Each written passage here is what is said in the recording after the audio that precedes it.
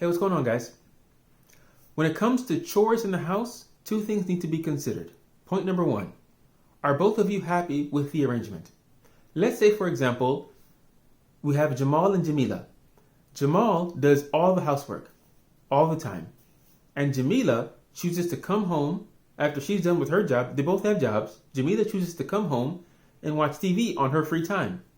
Theoretically, right? Usually this doesn't happen, that one person's doing all the housework, but let's just say in theory. Are they both truly happy with this situation? If they are, then who am I or anyone else to say that this is unfair?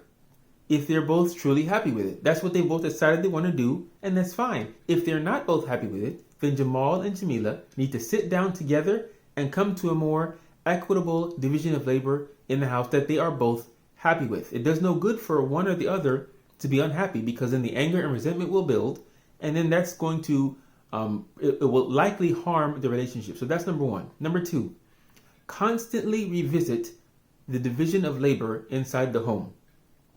As life goes on, things change.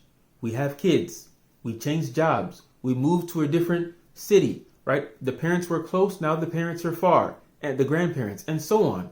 So these different changes means that we're going to have different responsibilities. So maybe Jamal was studying for a certification. So in 2 hours in the morning, 2 hours in the evening, he had to study. So he had to give up some of the chores he was doing in the house, and Jamila had to take some of that on.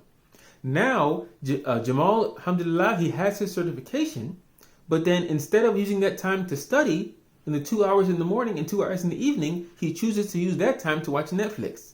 Now, Jamila might have an issue with this situation. So constantly revisit the division of labor in the house. So always ask yourself, am I happy with this situation as it is right now?